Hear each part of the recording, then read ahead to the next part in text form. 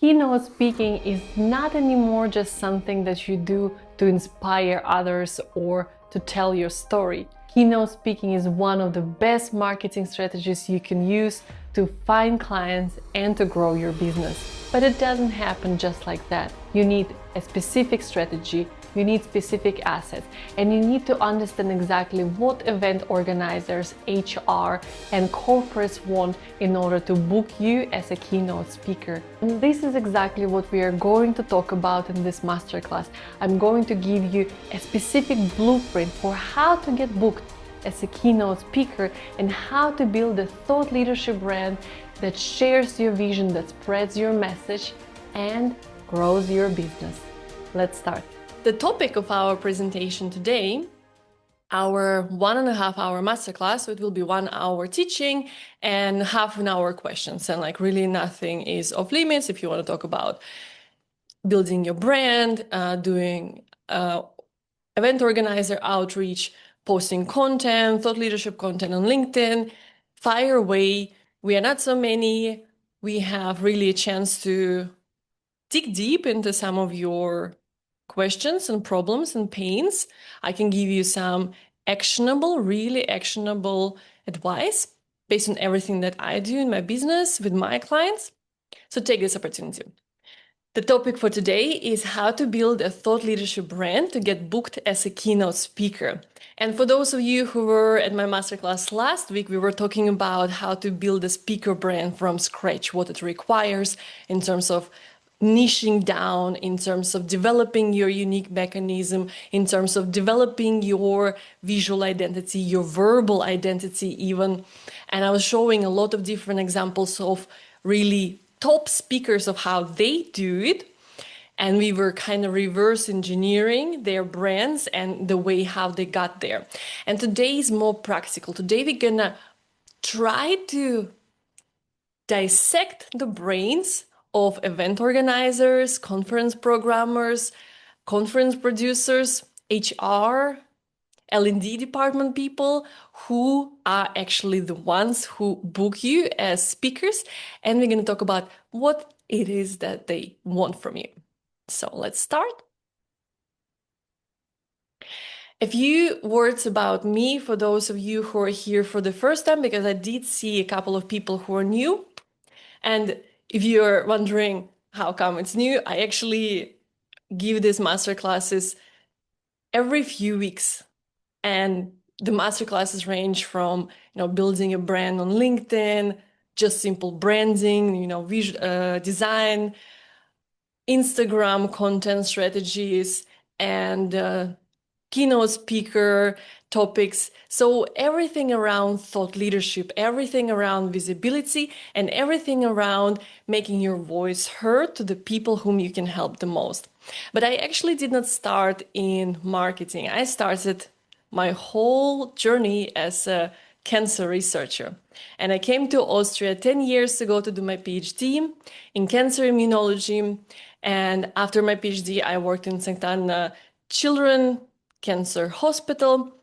And it was like what some people called one of the most noble jobs you could have. And I was supposed to be happy, but I actually was quite unhappy and unfulfilled, and I was feeling very inadequate every day when I was going to work, because my colleagues, they were reading scientific articles for fun and they were living in the library.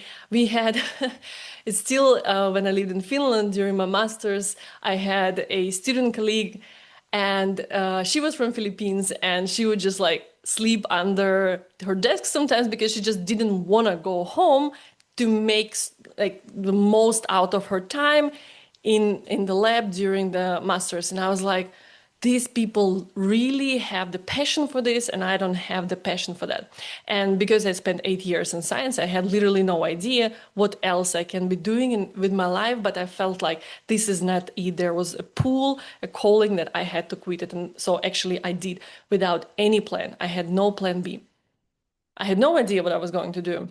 The only thing that I had going on for me back then was my dog's Instagram account. I got a puppy. Everyone told me I needed an Instagram account for him. So I started posting content. We went viral a couple of times, and I was like, maybe I'm not too bad at this whole content creation thing. And I started looking in startups if I could be like a social media manager. And then actually I ended up being like a marketing manager, branding manager, doing all these things myself. You know, in a startup, you have to be an all around, you have to be everything.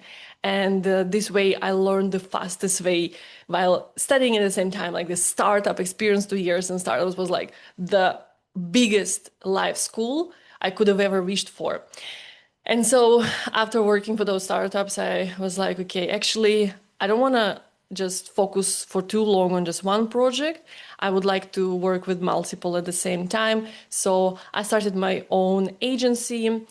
Right now it's called Content Fudge. It's a content marketing agency for business creators and experts, but we are actually rebranding into Rising and into a branding agency. So what we do personal branding, and we also do business branding. And I specifically am a personal brand strategist. I work with founders, speakers, and really brilliant experts who want to make their message heard, who have a big vision, who have the ambition to reach a lot of people, to help a lot of people, to make the world a better place in one way or another. I've been teaching for the last 4 years in Digital World Academy here in Vienna. I also founded my own personal brand university this year. And really over the last 2 years, I've built over 20 personal brands, taught over 250 entrepreneurs and marketers. And the best thing about what I do right now is that I get to work really with outstanding, extraordinary people.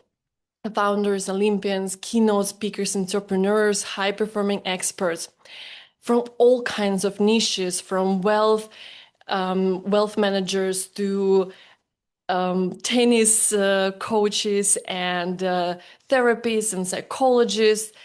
But the thing that they all have in common is a very big mission. They are all on a mission to change something. Maybe economics, maybe the awareness of people around investment. They are all trying to do something. And most of them, actually, I would say like 90% of them, have realized that keynote speaking, and this is what I want you to realize as well. Maybe you already do since you're here today. Keynote speaking is the best marketing you can do right now.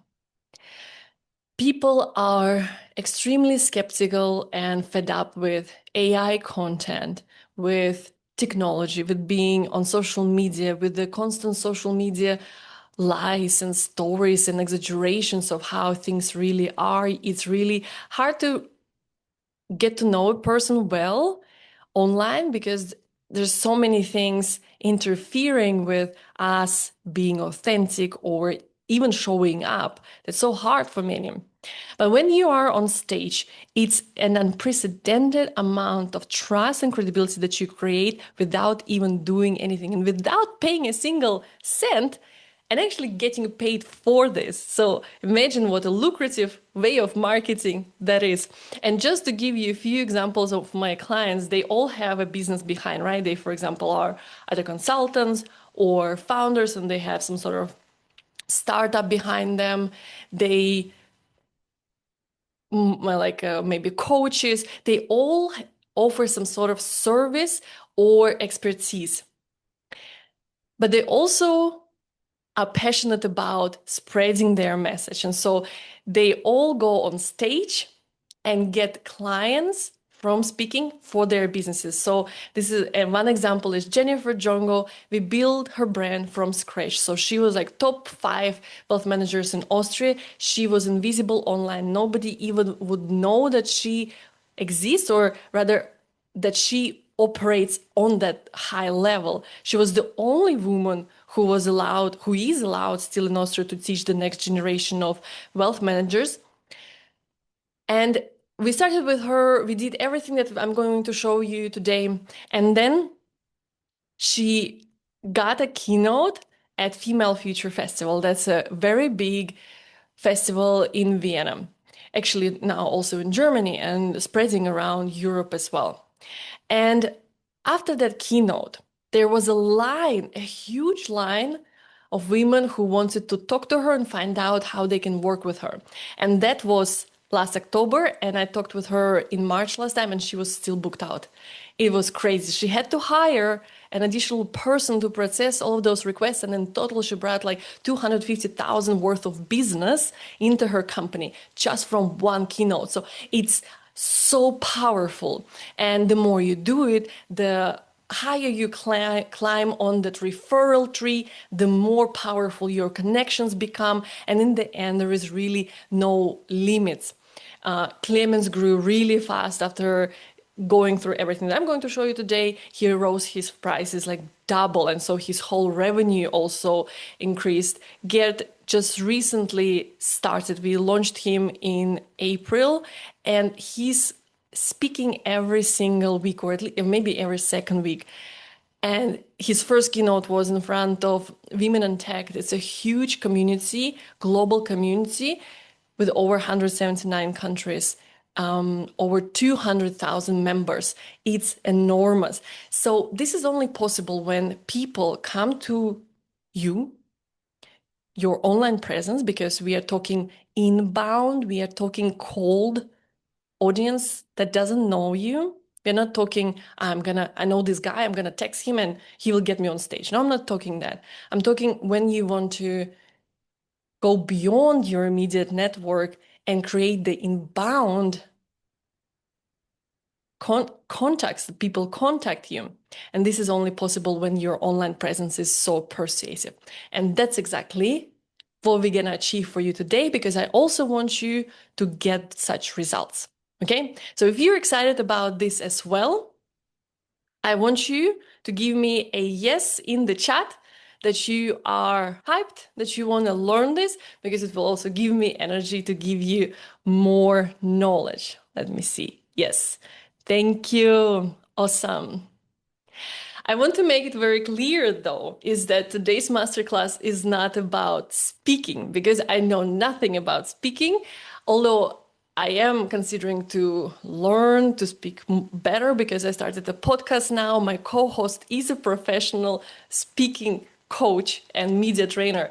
And when I listen to our podcast and we talk one after another, and I'm like, oh my God, I'm like a child who's just learning to speak. So I cannot teach you that. But after building so many brands of really top speakers here in Austria and across Europe, because my clients are in England, my clients are in Bulgaria, in Romania, in Sweden, really everywhere in Europe, I can tell you exactly what you need to write, what you need to position, to communicate. So your story online is so convincing that the right people, and that is event organizers and HR, find you. They understand the value that you can provide and they book you. So let's get to it. Keynote speaking is not only powerful marketing, it's also a huge industry, multi-billion dollar, right? 2023, it was 4.2 billion. So there is real money in this. Yeah, the US is responsible for around half of it, and Europe for around 1/3 of it. And it's constantly growing. And I think people are realizing just in the last 2 years what a cool way it is to market yourself, market your service, but also to fulfill your mission in life. Because I'm sure many of you are also operating from some sort of purpose, not just to earn money. We're talking purpose beyond monetization. And keynote speaking is really the way to go. So more people are realizing it. This is also the reason why there is more and more noise created, and more people just write in their LinkedIn headlines, keynote speaker, although they maybe gave one keynote or maybe none.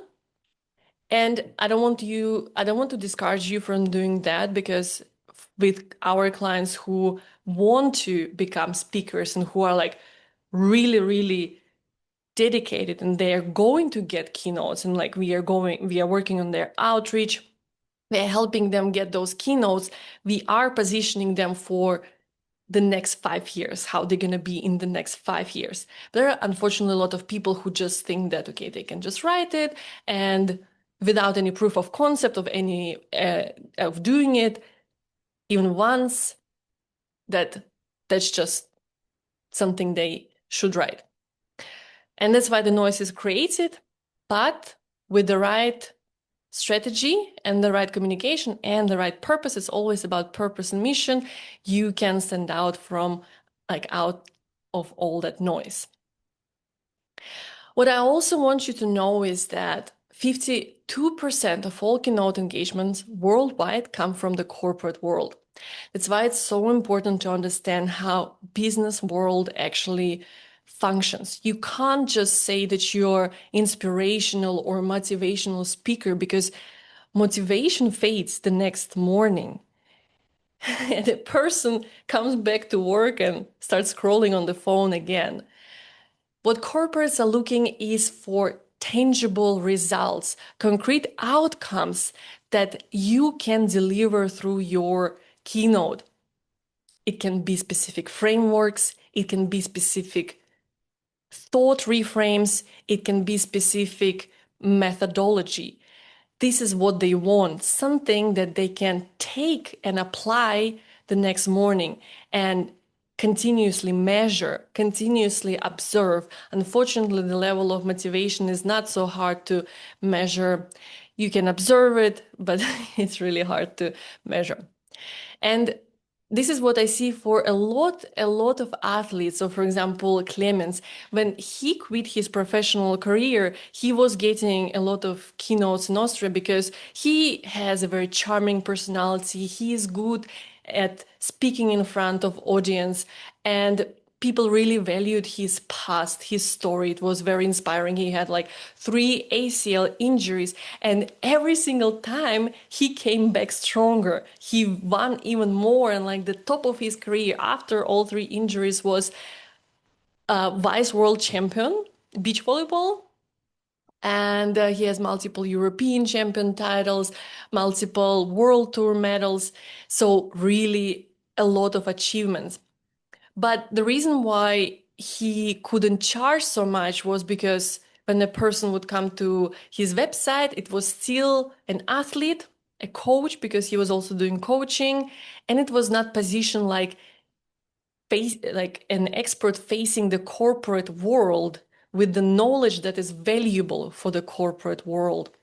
So it's relevant also for founders or experts, not only for athletes. Founders might have achieved something, for example, build a company to 1 million annual revenue in 1 year, or build a unicorn, and then they're like, yeah, this is my story. But what you need is to capture it into something measurable, something like a framework that corporates can apply the next day. So this is what I want you to take away. And a very important thing about corporates is that getting paid like 10,000, 20,000 for a 4-hour workshop, for example, where you give a keynote and then do some exercises with the audience, is really, really nice to see in your bank account after just by spending 4 hours doing this. But this is only possible when you understand your audience really well. And so who is your audience as a speaker? Who do you need to talk to get booked? And we intuitively think about our audience as our clients, right? Because we are probably consultants, we do some work, maybe at wealth managers, we consult people into how to do investments. And we have done all the ICA work, ideal customer avatar, we have described our buyer persona, and we right away think, okay, we talk with them. But actually, the people who book us are a completely different species. They are event organizers, HR and people teams, L&D department, learning and development departments, corporate decision makers, event programmers, and conference producers. And so when you communicate online on your LinkedIn, when you write your copy on your website, if you want to be booked as a speaker, if this is, for example, your primary marketing, these are the people whom you have to convince. So what do we know about them? What kind of creatures are they? So event organizers are extremely busy. They are extremely busy, overworked people, often working also extreme overtimes. The closer to conference it comes, the less time they have. And important is that they never decide alone. So it's not just them, it's also a bunch of stakeholders. And it's around 70% of bookings for different events or corporates where there will be 2 to 5 people involved in evaluating your materials and whether you are a risk for them or an asset. And what do I mean by a risk? When somebody hires you as a speaker to their event organizers, founders of those events, whoever is involved, shareholders, are putting their reputation on the line that you will not embarrass them, that you will deliver a really good product to their audience so that the audience buys the ticket, so that the sponsors continue sponsoring them, and so that there is an alignment of values, alignment of communication, of goals and purposes. And that's why you need to understand this really, really well. You cannot afford to be seen as a risk. You have to be seen as a professional, valuable, highly investable asset, right? Because they will pay you as well. And so everything in your brand has to represent that being an asset. They obviously always think about their audience. There has to be an audience alignment between your expertise and what the audience wants to hear so that it resonates. Also, what the sponsors want to see so that they continue sponsoring. You see, there are a lot of different nuances that you need to consider when you do this. It's not just fun that you just go and perform. It's a real business. And getting back to event organizers being busy. So in Austria, we have this really big event organization called Business Circle, really prestige, actually top level. I think there is nothing more prestige than Business Circle in the corporate world. And the woman who is the speaker manager there, like she's like event organizer and speaker manager, she also plays volleyball together with me. And we were at one training one day and I was like, Verena, tell me honestly, like I want to do it well for my clients. So tell me honestly, what do you look at when you decide whom to get as a speaker for your events? And just to give you an understanding why I say it's so prestige, these are not typical conferences where anyone can go and pay a 200 or 700, somewhere in that range ticket. One ticket there costs from 2,000 euros. So it's really the top managers, decision makers, C-levels from across the country, maybe even the whole DACH, so Germany, Switzerland, Liechtenstein area. And what she told me is that it was actually quite brutal. She was like, listen, I get so many requests on LinkedIn nonstop. On email, she doesn't even open some of them sometimes. On LinkedIn, she has to just to get rid of those open DMs. And when she scans through those messages, she always pays attention to whether somebody is just pitching a motivational keynote, and she says, no, my audience does not need another motivation. Think about CEOs that on average read like 50 books a year, and they're very precise, they're very time poor, they need some very specific things. And she says also, as soon as I see a service pitch or like an offer pitch disguised as a keynote, she does not ever consider those people again. Or if it sounds like an interesting topic that may be aligning with her upcoming conference, it costs 12,000 euros. So if you're like investing in the keynote speaking as part of your marketing, so instead of investing in advertising, yeah, this is how much it would cost. But then I imagine if you get at least one project from a corporate like this, it would be like a 5-10x return on investment. And what she also told me was that she has so little time to decide because she just gets so many requests. And typically what she will do, she will open a LinkedIn account, a website, and she will spend around 1 minute evaluating that candidate. And so in that very short moment, she will have a look at whether you're a risk, if you are worth the money, if you are worth risking the reputation in front of the stakeholders, and if you are bringing real value to the audience. So imagine how brutal is that world, how fast the decisions are made, and how clear, like crystal clear, you have to be about everything.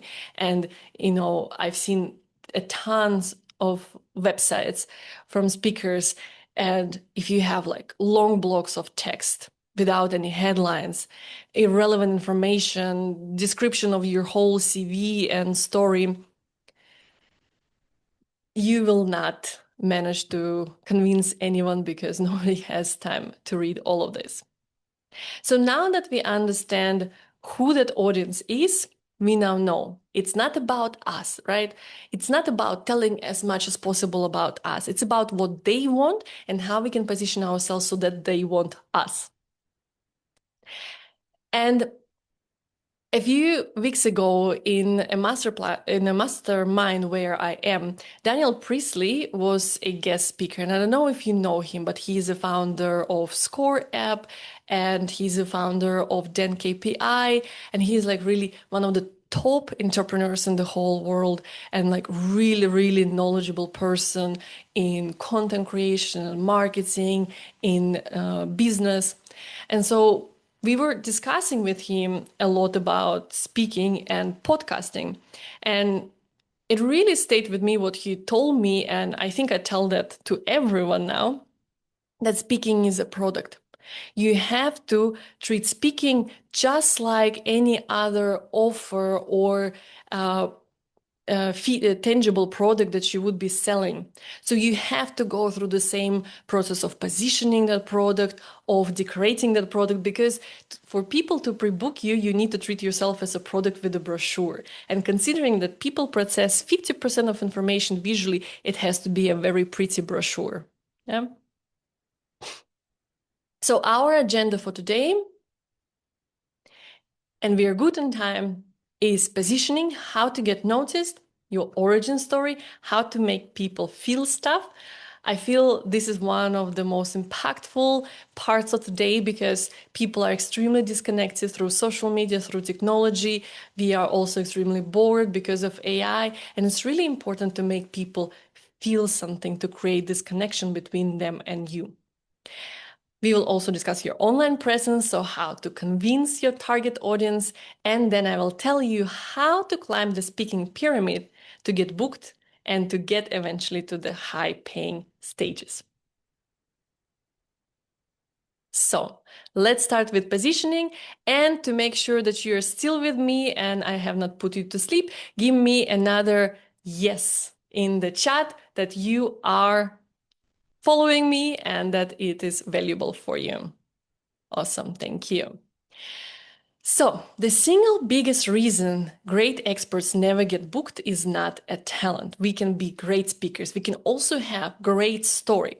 But the thing is that if nobody can tell the outcome that they will get by booking you, they will not, because we are all, well, I don't want to say selfish, but we always want to ask what's in it for us. Why? Why should I book you and other person? What's in it for me? How do I benefit? How do you put me on a competitive advantage? Yeah. So think about that.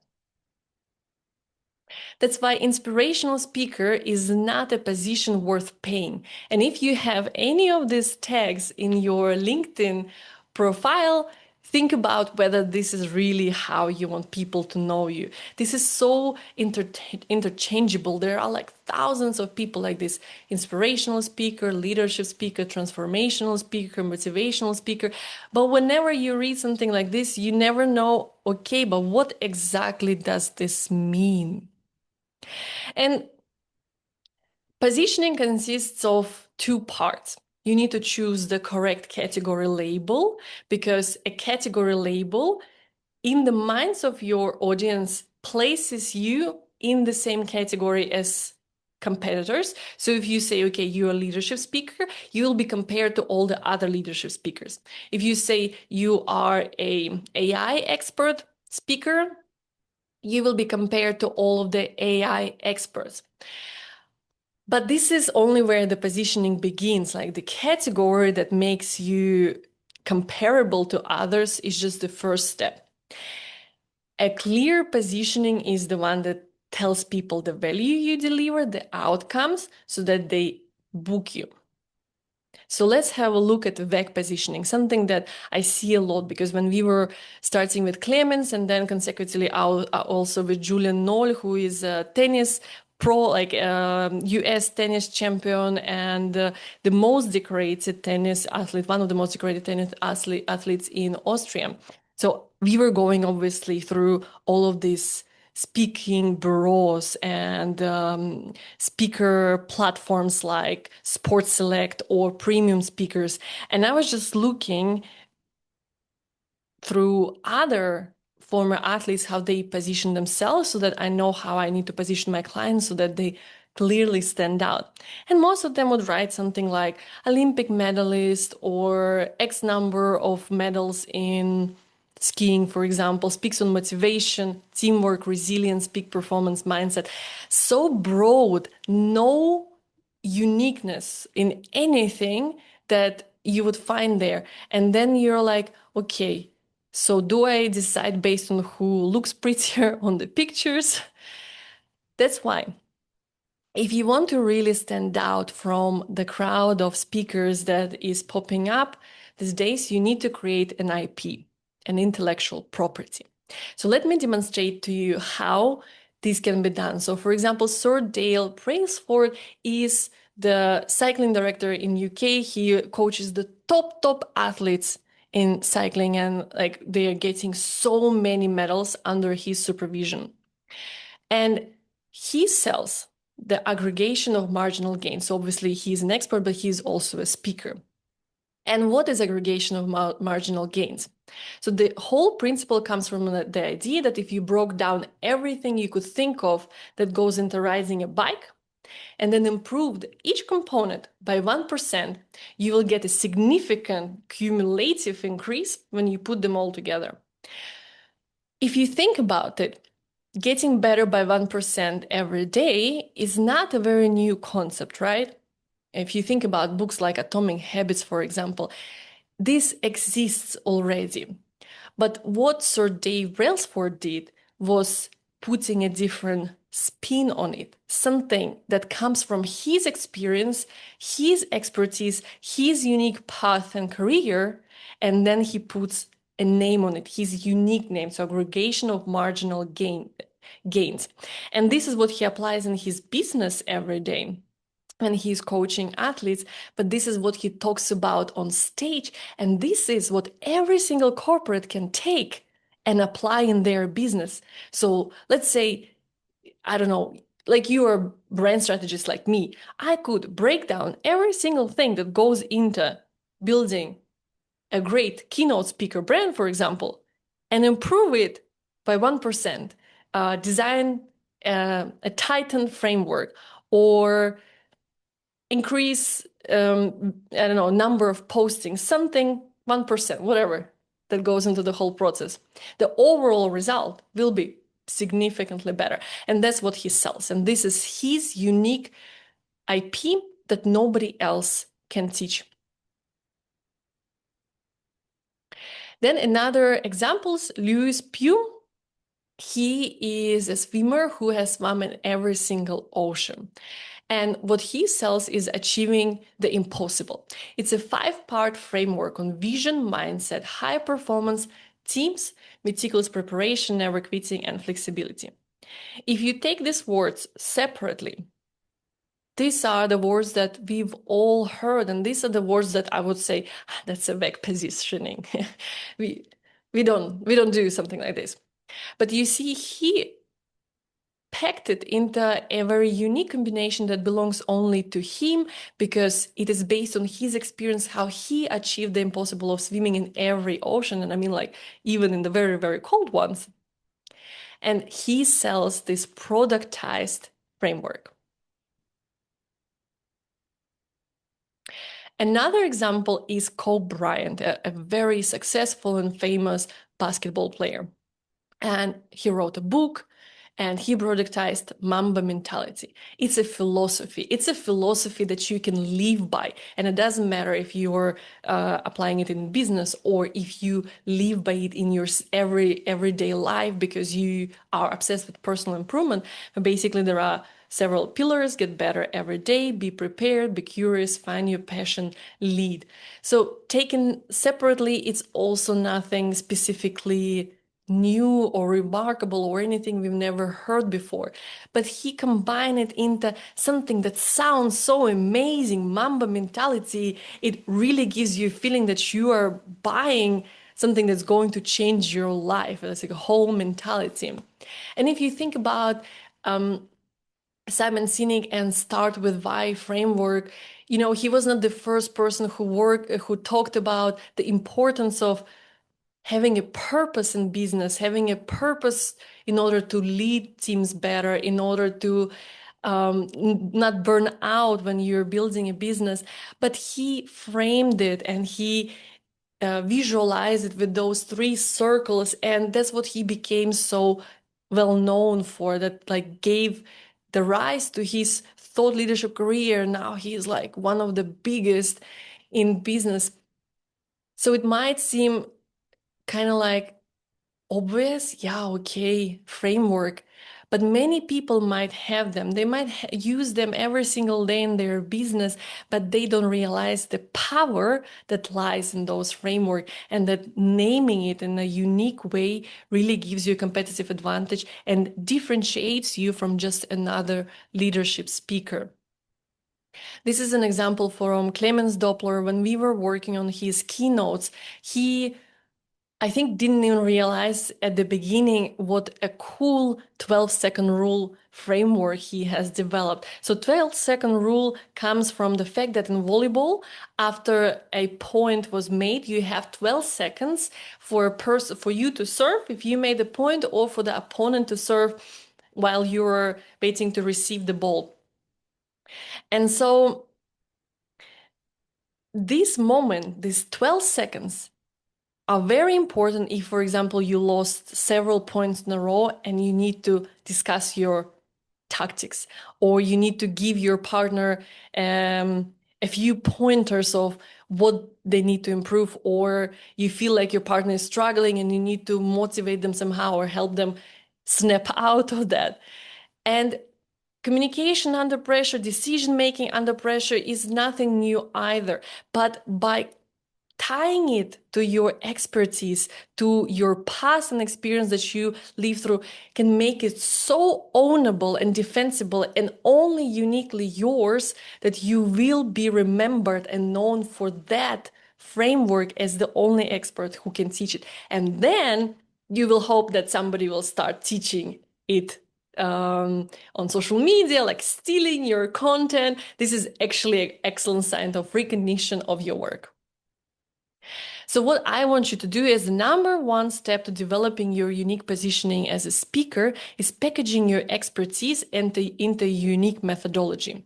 And then I want you to name it and give it a cool name. And for example, I have a name for the framework I use when I build every speaker brand, and it's called Spotlight Frameworks, because we literally put our clients into the digital spotlight, just like they would be stepping into the spotlight on stages. Give it a cool name that makes sense. Because as soon as you give it a name, a proprietary name, You're not just a speaker anymore. You become an unreplaceable expert, the only one with that solution that maybe big corporates are looking for.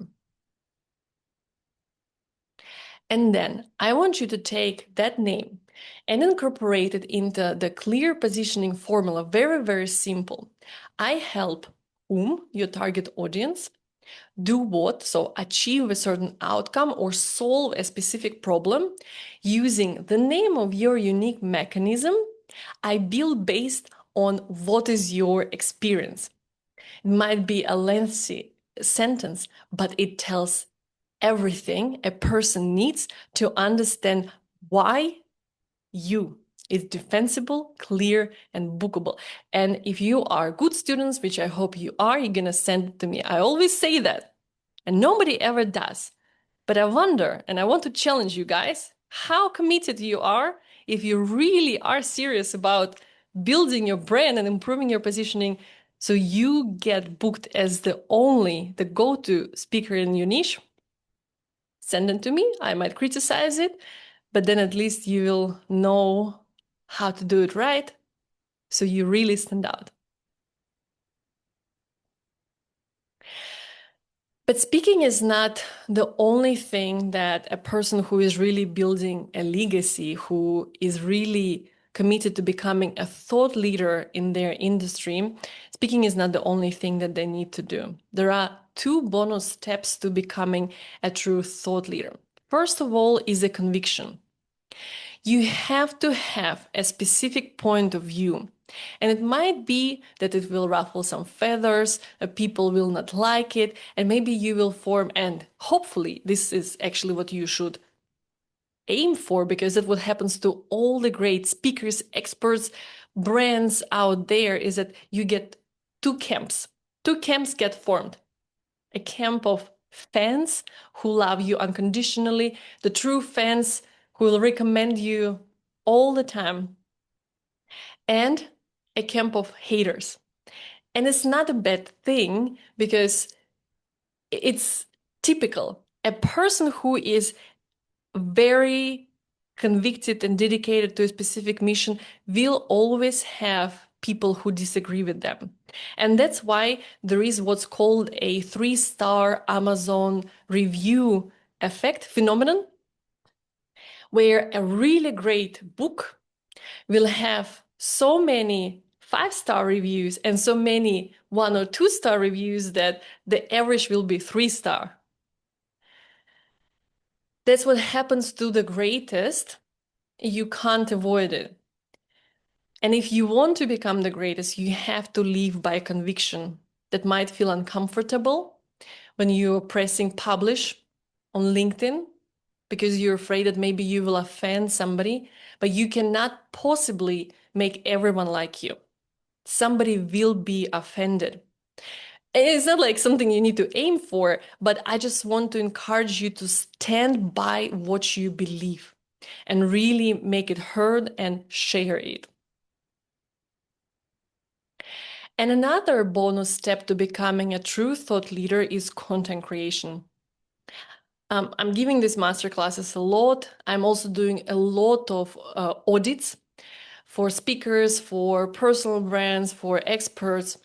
And they're like, yeah, I want to be known in my industry. I want to be a thought leader. I want to be a top voice on LinkedIn. But then you hardly ever see any content from them. Maybe they will repost something from some other thought leader, but it's not like they don't express their opinion and conviction. They just don't post at all. And many think, it's tedious. I don't have time for this.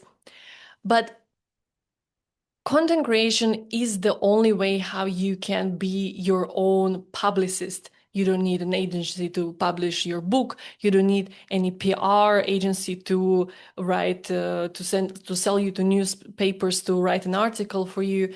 You can be your own publicist and you can make the world hear what you believe. And at some point, and this is what I believe in, and some people might disagree, but I believe that when we have something that can help others improve their life, it is kind of like a social responsibility to put it out there, to create content around it so that people can actually learn from you and improve their lives. So a true thought leader will constantly produce content. They will post on LinkedIn, they will publish podcasts, they will maybe have a YouTube channel, but they will continuously educate people to become better, to perform better, to see better results. Yes, they're driven by their conviction and they express it through content. So I have a sip. Your origin story. I think your origin story is one of the most underrated assets that you have and that you might not be using. I've heard many people tell me, my story is not as interesting as Stephen Bartlett's story. I have not gone through so many struggles. I have not torn my ACL 3 times, like I have nothing to tell. But you don't have to have lived a dramatic life to tell an origin story that makes people understand your why and it makes people connect with you and then ask in the end, oh, wow, that's how you got from there to here. This is really impressive. So your positioning will tell your audience what you do, but your story makes them believe you.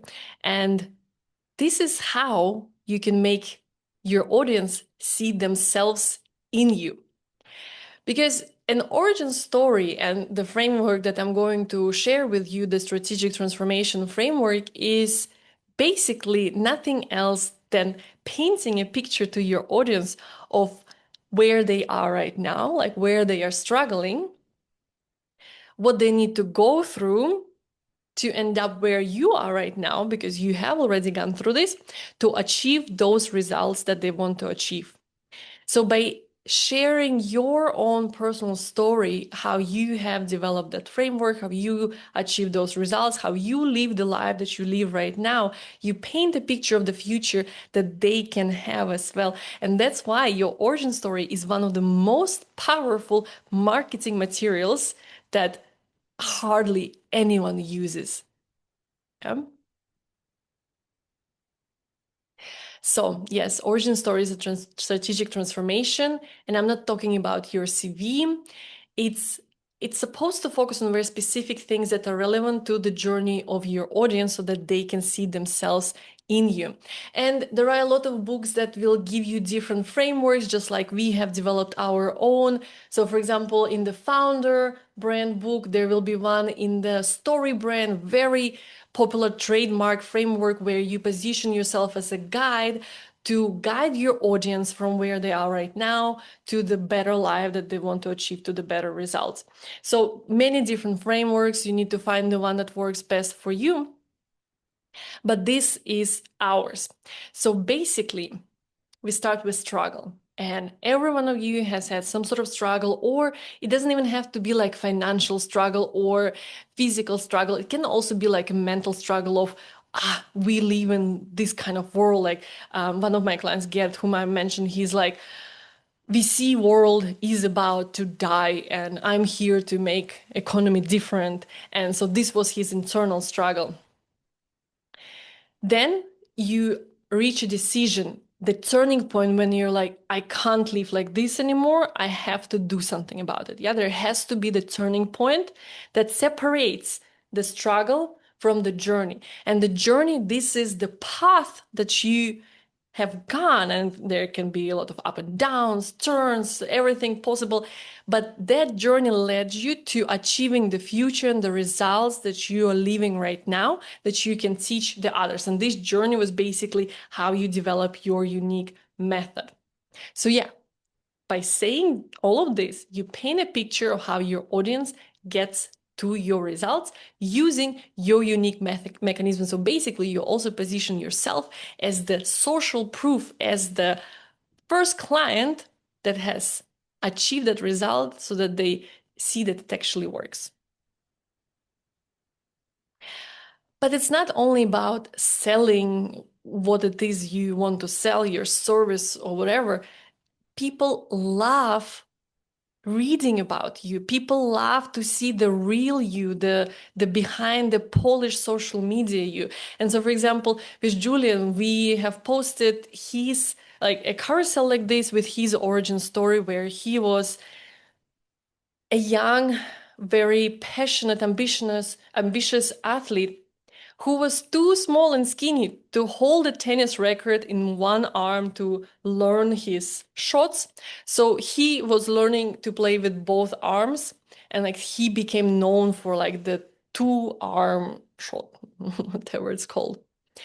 And from being this little kid that nobody physically took seriously because they're like, okay, his body is not made for this.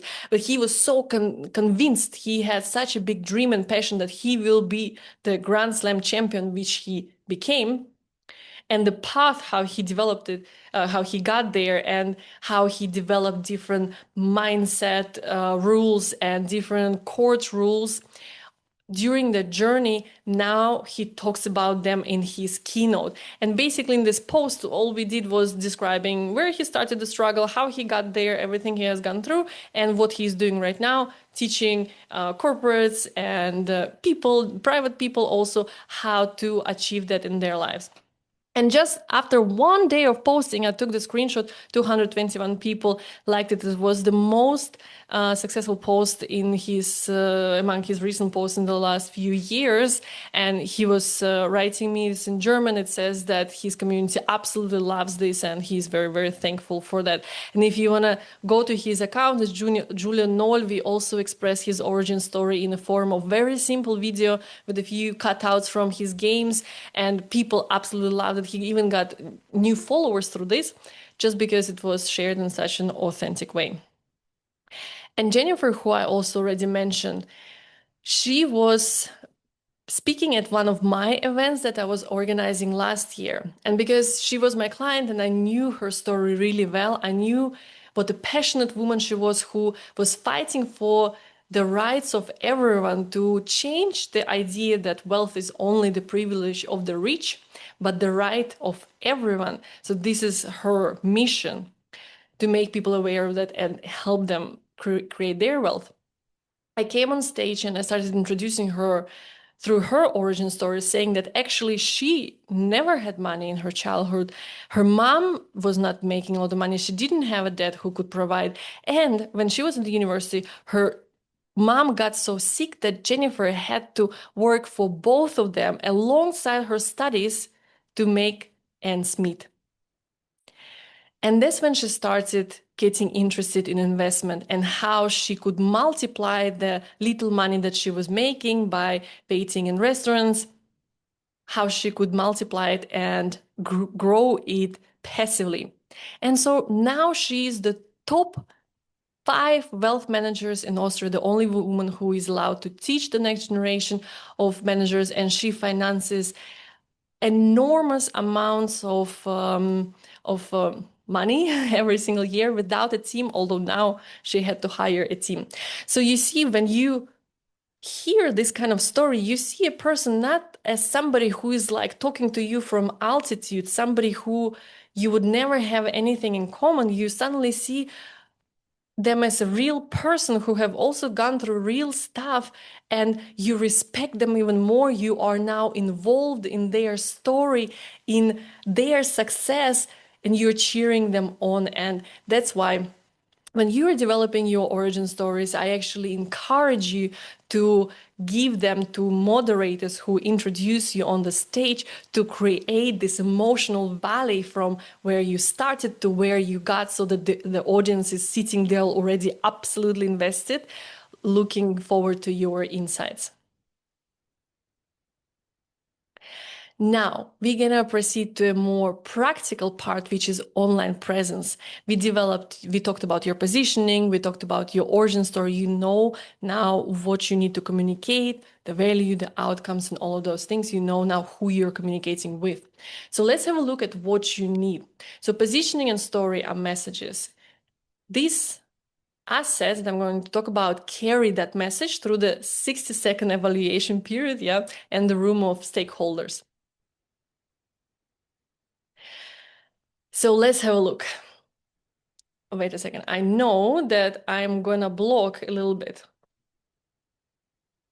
Yeah. Okay. I take my microphone over here. I hope you can hear me still. But let's see at the beginning where the inquiry is sent. Yeah.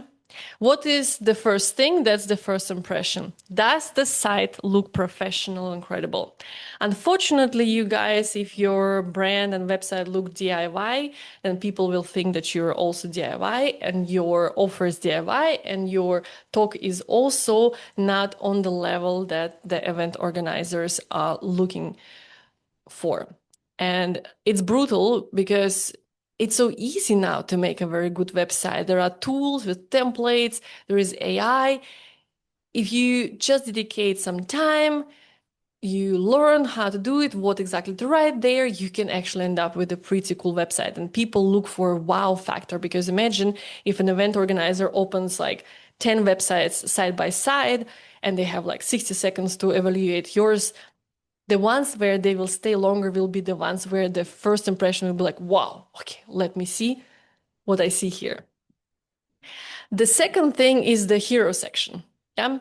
This is the above the fold part on the very top that's supposed to very clearly communicate from the beginning the outcome that you can deliver to your audience. Is it instantly clear what the speaker does? What value they bring? Yes or no? If not, if you start with, I am a super passionate, punctual, motivated worker, it's not gonna land. Number 3, demo video. And this is different from a show reel. Show reel is something that like sets the atmosphere. It's actually great to include it as a background in your hero section. That is something that can create that wow effect. But the demo video is actually pretty much your whole talk. And event organizers want to see, they want to see how you move, they want to see how you speak, how you interact with the audience. They want to see if there is real value in your talk or if it's nothing really valuable. So if you don't have one, really consider you can upload it on YouTube, for example, as unlisted, and whenever somebody asks you, you can send it to them. Then speaker topics. This is something that you have to list on your website.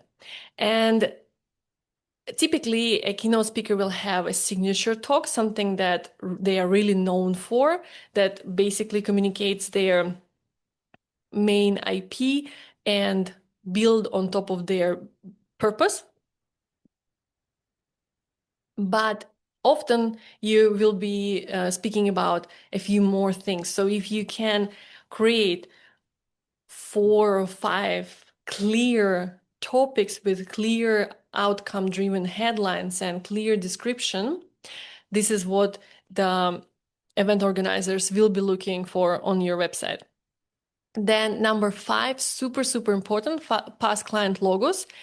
Are there any credible organizations that already took the risk of hiring you? Because if there are, the next event organizer who's looking at your website will not consider you as a risk anymore because you are tried and tested. Then the audience feed, of course, does the theme match your audience and your event? That's why you should describe it more or less in the keynote descriptions. Stage photos, super important. Pictures speak louder than 1,000 words. You can create a really impressive website with some pictures. Organizer testimonials, and I'm talking not about the audience testimonials, like not somebody who in the audience is writing like, wow, that was fantastic. I also include that on my clients' websites, but event organizers want to hear from other event organizers. How was the experience working with you? Did you show up late? I actually just was at a performance where at an event where 2 performers were announced, and then the event organizers had to look for them. I don't know where they were. And like, this is something that if you read in some sort of review, you will really consider if you want to hire this person again. Media and press. If you were ever featured in different podcasts, newspapers, TV shows, YouTube channels, any kind of third-party credibility channels, include them. You want to stack as many trust signals on your website as possible. One sheet, yeah, downloadable PDF so that an event organizer can download it and share per email with other stakeholders. So one sheet will be like a mini overview of your Keynote page. But what we started doing, and we see much better results with this, is doing a one sheet that's so long that is basically like a whole page, like a whole website page. But you just don't scroll because it's a PDF. You just need to zoom in and then scroll. But there has been a situation where a client of mine even got called and said, wow, I've never seen anything like this. This stood out immediately because when it's a bit longer, one sheet, you can include more information, you can include all the trust signals and so on. So this is what we've been doing lately, and it really brings great results. And obviously contact option. It cannot be buried, it cannot be unclear. You should provide several. There will be warmer people who want to book right away a call with you. There will be people who just want to inquire maybe about your one pager, provide email and all the possible contact information there. So when we talk about building your website, I already talked about the one page or the demo video. I will not mention that. And I already mentioned credentials and past events, but I want to make you aware about a very important mistake that many people do when they either transition into becoming keynote speakers or they want to position them as keynote speaker first when they're just starting to build their brand, is the mistake between a homepage and a speaker page. So if you are also an expert and a service provider, your homepage is supposed to be like a home of your brand, and it has to offer an overview to all of the things that you do and a few short versions of your origin story, like truncated so that they can like press learn more and go to your about page, overview of all of your services, one of which is keynote speaking, and a lot of credentials, and in the end, a featured section with like a zoom in into your main offer. So if speaking is your main offer, you can zoom in and provide like a speaking engagement part. But you also need to have a dedicated speaker page. So where if a person sees an overview on your homepage and says, okay, book me as a keynote speaker, they press on that page, learn everything about what your positioning is as a keynote speaker, what's your vision, mission, key messaging, different keynote topics.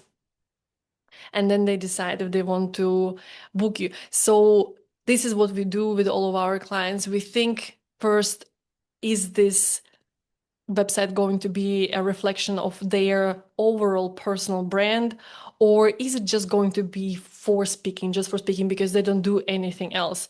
Or because, for example, as founders, you might have a startup website separately, and that's where the business happens, that's where the transactions happen, and you can build your own personal brand website that's just pure expression of who you are and what you want to change in the world. So actually, if you go to my personal website, it's anzhelikatauber.com. It's pure expression of me as a person, as the visionary of the mission that I set out on. So you'll see that this is not a typical business website, and it's not meant for that. It's just an expression of my personal brand. And there also is a part on speaking. And if you are subscribed to my newsletter, by the way, last Sunday I sent out an excellent newsletter. Like, I got already feedback that was excellent.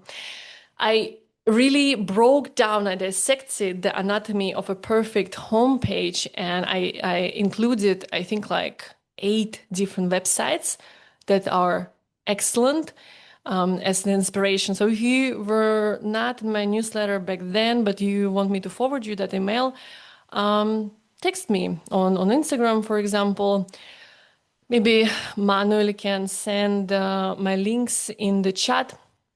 Text me, I will forward it to you because it was really, really valuable. So we're coming to the last part, and I'm speaking extremely slow today, and we are really behind the time. I'm very sorry, so I'm going to speed up. I'm very slow today. Climbing the speaking pyramid. Now you have the foundation. Okay, let's see how you can get started and get paid. Climbing the speaking pyramid is a concept that basically showcases that you don't start as the top speaker, but it also doesn't mean that you will always be just a beginner. There is a very strategic process how you can get higher and higher and higher.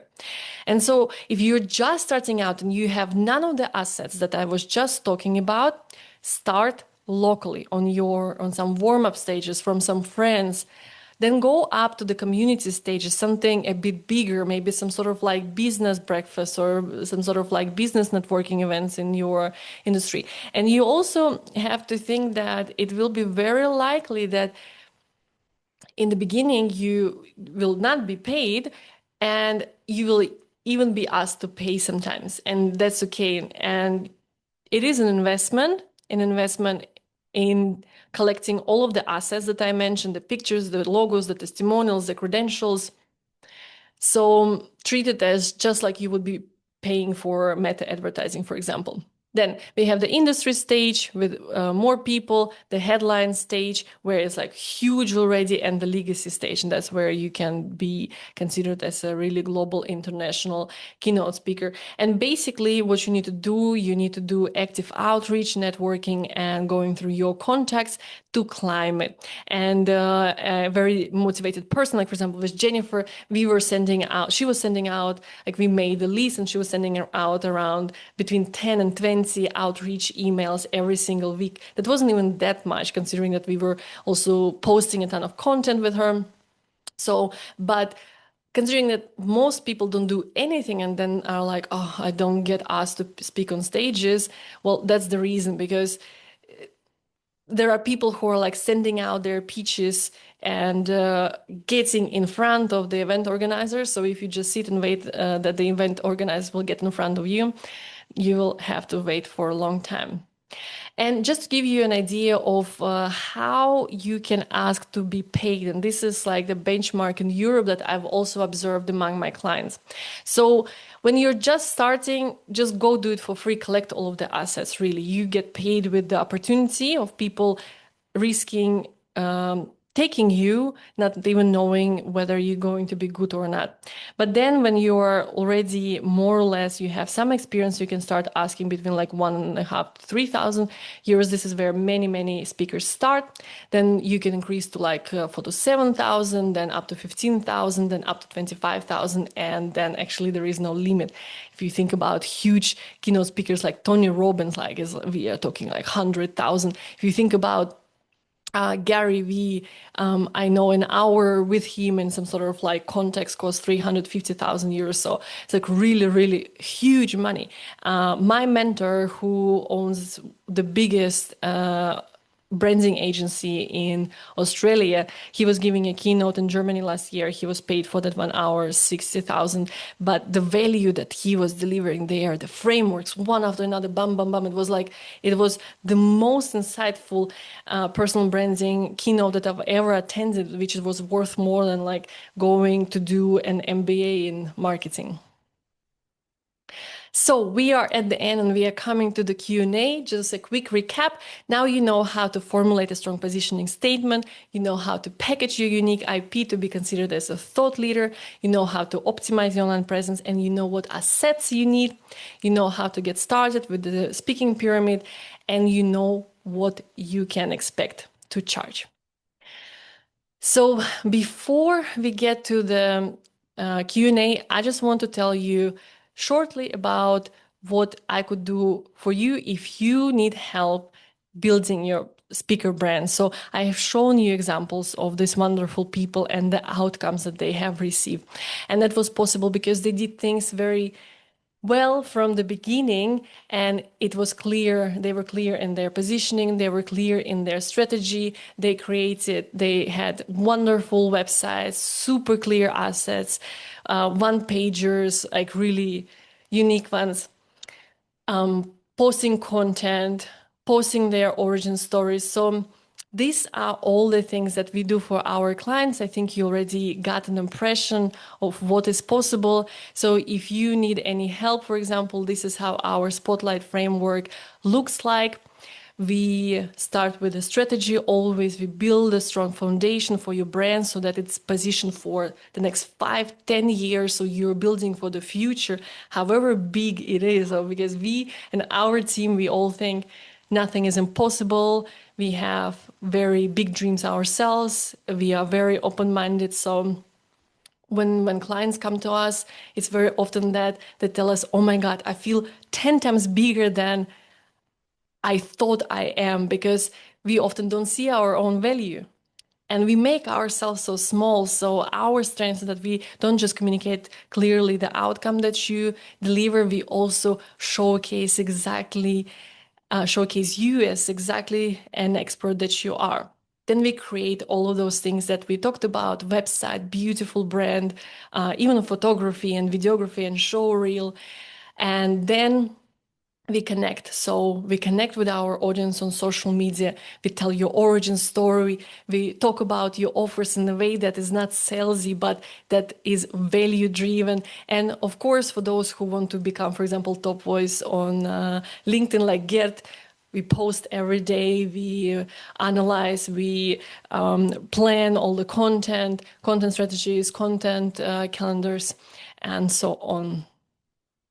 So these are all the things that me and my team could help you with, whether you are starting and you are positioning yourself, you need a brand strategy, brand design, website creation, we can help you with all of that. But also if you feel like you're going to the next level, that you've already been operating on a high level, but now there is the next chapter in your life, so we can help with rebranding, repositioning, social media launch, sales funnels. We also work a lot with AI agents. We integrate different cloud skills and different processes for content creation, social media management, so that you also get to save a lot of time for yourself.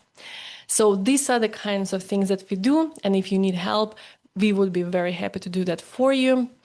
And my masterclasses often end with a special gift, and everyone who has already booked it, do not book it again. Please give a chance to others. So I invite you to a completely free speaker brand and online presence audit. This is like a gift, a continuation of this masterclass, where if you book it with the QR code here, and Manuel will drop the link in the chat now as well, I will analyze your brand, how it is right now, your website, and I will give you tips on what you could improve. And for example, Karen here, maybe you can also drop your impression of what we did with you in this audit. Super hands-on, super practical, something that you can implement right away and get better results also right away. So now if Manuel through the link, yes, thank you, Manuel. Okay, I will get to the questions a bit later. Okay, so yeah, this is now the Q&A part. We still have some time. Please ask me anything. I want you to challenge me. Let's chat together about whatever you want to know. If you want to connect, Manuel also left my links in the chat. I will be very happy to stay in touch for the masterclasses or for whatever it is that I will be doing in the future, and what could help you, what would be valuable for you. Just, connect. So let's have a look at your questions. And so... You want us to come off mute to ask questions, Anzhelika, or? Yeah, please just talk. Everyone, open your microphones. Let's have a discussion. Last time we had such a great discussion. There were more people speaking. Well, first of all, thank you very much. Really, really interesting and enlightening presentation. So I really appreciate you taking the time to do it. I have one quick question around the the reels, and you mentioned a full talk as well. Um, is the full talk something, because I thought you talked about putting on a YouTube video that was hidden and you could send to people. So the idea would not be to put that on the main website, but put the reels on the website and have a full talk on a YouTube reel that you could, a YouTube link you could send. Is that Yeah. correct? Did I understand that correctly? You no, you can choose. So there is no rule against that. I have some clients who choose to be very transparent about what they do and they want to share that. And so, and I, for example, have shared my full keynote as a reel on Instagram, for example. So if you want people to know this, if you don't want to seem like you are very important, that you're like hiding some trade secrets, just share it. It will be much easier. People will not have to like extra ask for that. But if you feel like you want to rather tease people into what they could expect from booking you, then rather add a show reel and send organizers the demo video per request. Okay, and that's helpful to clarify that. And in terms of the length of the show reel, what would you recommend is the optimal length? Mhm. There are actually two types of show reels that we do. One is for websites, and this should be kind of short, under 1 minute. So, for example, something you would place into the hero section. Okay. And we also do a more like a storytelling one, something that you can include in the beginning of your keynote. So, for example, Clemens has a really great one where we kind of show the path of his career with like huge moments of where he's like winning medals and like yelling on the sand, and you get goosebumps from this. And so the people are already so activated, but so this is a different kind. You can multi-purpose, but you need to be clear where you want to use it, what format you want to have, and if it's like the more like the activating one for the keynote, it can be typically longer. You can even include text there, actually. Okay. But if you're taking snippets from, say, a keynote or a fireside chat that you may have done, you Yeah. recommend no more than a minute for those snippets. If you're just doing it for your website, Website. Yeah. 30 seconds, because you know they will open the page and Mm. then they will not stay so long, they will scroll, right? But if you're doing more like a storytelling one, you should really have a separate section, link it there, encourage people to click it and spend some time listening to it. Okay, okay. And one final question, I want to give space for everybody else as well. How many show reels typically on one of these speaker websites would you, are we talking a couple? Are we talking a few, like one, two, three? How many would you recommend to him? Typically, you will have two videos. You will have one that is more like for an effect in the hero section, for example. Yeah. And one of the questions from Vesna, who was my mentor from Australia, Dane Walker. So if you go to his website, this is the speaker reel on his website, like big flashing lights and wide angle to make the audience look even bigger. But the storytelling one will have this emotional story, from the high to the valley and again to the high, or another storytelling line. And that will be longer. And this obviously requires more production and it requires planning, but it's really, really worth it. It helps you on multiple levels. Okay, thank you. You're very welcome. So, can you have a keynote? I see now in the chat a few questions. Can you have a keynote on multiple themes? Um, yeah, usually you will have a few topics, right? That you can use your own IP, open it from different angles. So, for example, Clemens, he talks about team building and team performance because he comes from the team sports. So, this is like his top expertise, but he also talks about leadership, like leading yourself, overcoming injuries, overcoming setbacks, how to stay motivated, how to stay on track. So yes, you can definitely speak on different themes. They just have to be very clearly defined, and every theme has to come with its own value proposition. Can I So, maybe mhm. ask as well? I would have also two questions. And firstly, I want to thank you for the masterclass. The two masterclasses you did, I think, are the best ones I've been to. So really, really thank you so much. Thank you. And I would like to ask you how we can make sure that we are not seen as a risk. If you might have some tips there. Yeah, just make it look very professional and include some proof of what you have already done. Testimonials where a person says it was the best experience, best keynote. No, not necessarily best, but was like really, really good. Yeah. And include the video so a person can, if they have doubt, they can look into it and say, okay, yes, that looks like something I can definitely trust for good performance. Okay, thank you so much. And then the other one, if you can tell more about the one sheet that you said that this downloadable document, because I don't think I quite got it. Like, would you go into details all five keynotes that you have, or how would it look like? Yeah, the one sheet is, sorry, I'm doing like a little stripping here. But it's getting hot again. The one sheet, you can't go in details in there because it's just one page typically. If you make it long, then you can include a bit more, but the purpose of making it longer is actually to include more of the trust signals so that you are not perceived as a risk. So you always have to have your signature talk. You can't be known only for one thing. Nobody can say, hey, this is Karen and she's an expert on this. This just doesn't work like this. It's like a bad restaurant.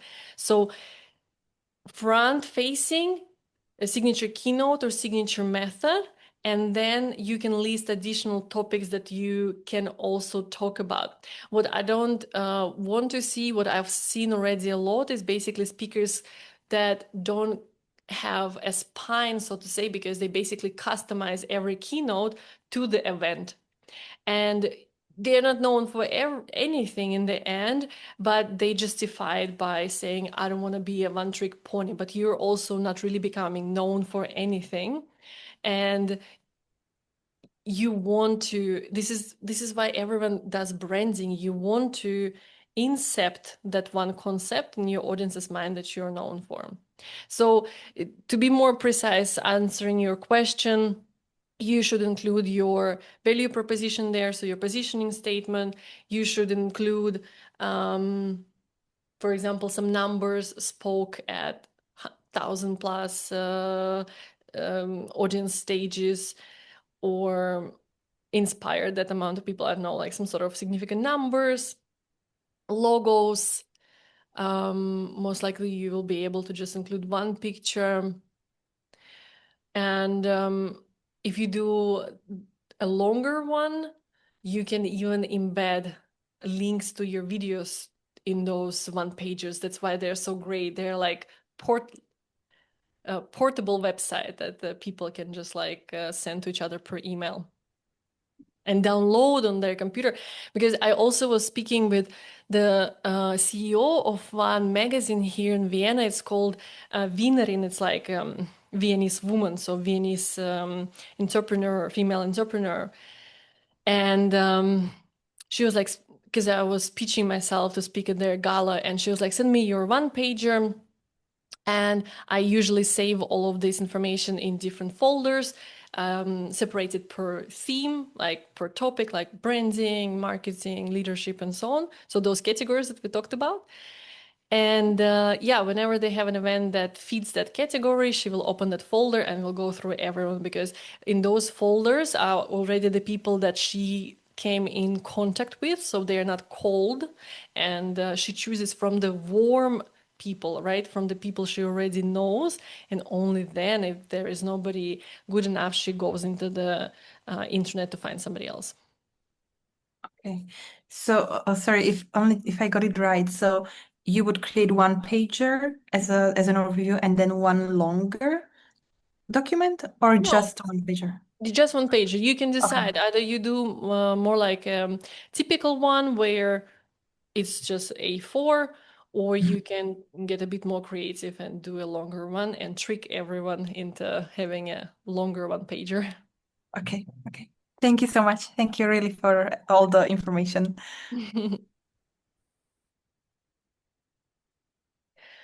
Are there any more questions?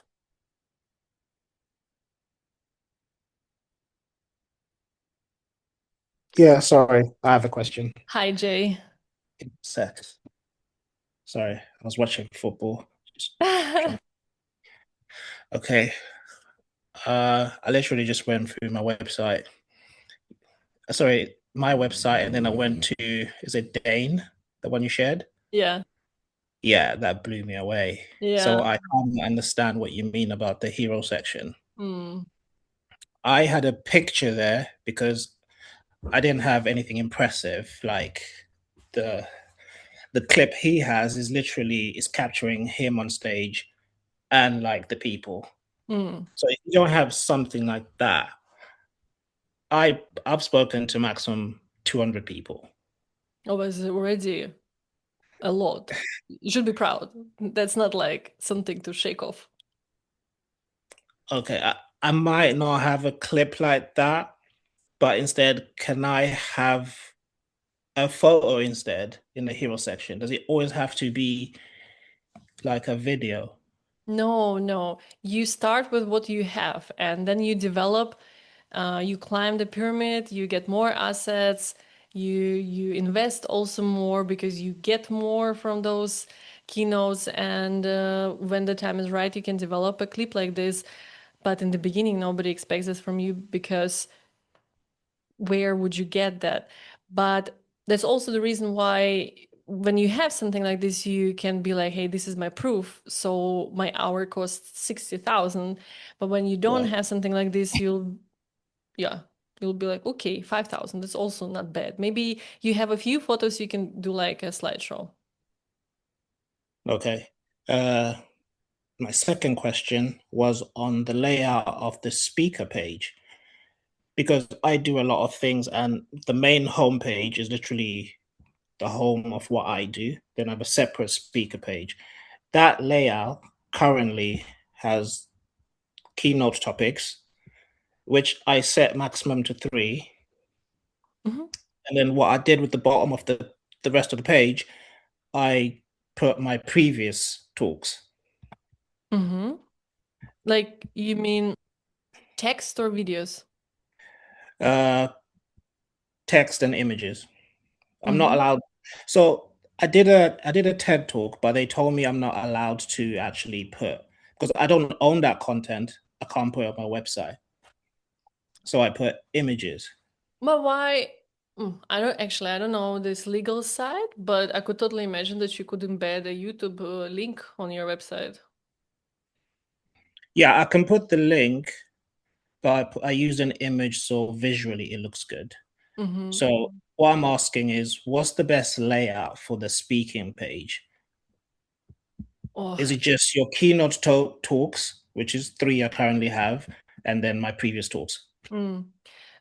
No, the every page is all, including your speaking page, because it's also a product, should follow like a typical sales page or landing page layout with the proper hero section, with the proper problem solution section, offer section, then credentials, and Yeah. basically you're like unpacking your offer from the top level more into depth, following the customer journey of how they need to experience your offer to get convinced. And sometimes it will be enough with just hero section, but sometimes they will need to be provided more information. So you need to understand the messaging structure and how what you need to include going down towards the footer.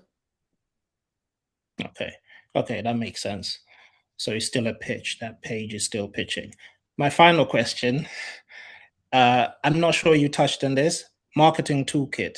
Did you speak about this? Currently, I have in my market, I have the short bio, uh, full length bio, high definition headshot and You're talking full. like a speaker kit. Yeah. Speaker kit. Yeah, we have not gone through this. Maybe Okay. I will include it in one of the follow-up emails or in another masterclass. Yeah, it's different. Sometimes you will include even cutouts from newspapers, like when somebody reports it on you. It depends on what you have, but you want to start with the minimal assets that I also named, like pictures, headshot, and yeah, there is no rule really to the speaker kit. One pager is more defined, a speaker page is more defined, but the speaker kit is it varies depending on the assets that are available. Okay, and this lives on your speaker page, right? No, this is usually something that the event organizer will ask for separately because, for example, if you're chosen, usually the purpose is that if you're chosen to speak at an event, they will ask for your speaker kit so that they take that headshot directly into their program, or they take your headshot directly into their social material so that they don't have to, and that they have the description already in your speaker kit so they don't have to go through your website, they don't have to look for it. And this is just like how you want to simplify the life of event organizers, and they will anyway ask for this, so you will have to put this together. Okay, that's very helpful. Yeah, thank you very much, and thank you for the class. It's very, very, very helpful. You're very welcome. Okay, it's past. Our time is up. Here's still a link in case you want to book an audit with me. And thank you, Oscar, for the heart.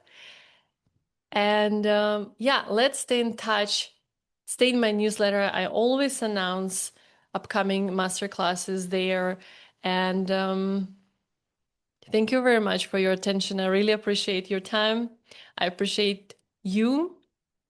And I wish you a good evening. Bye. Have a nice evening. Bye bye. Bye.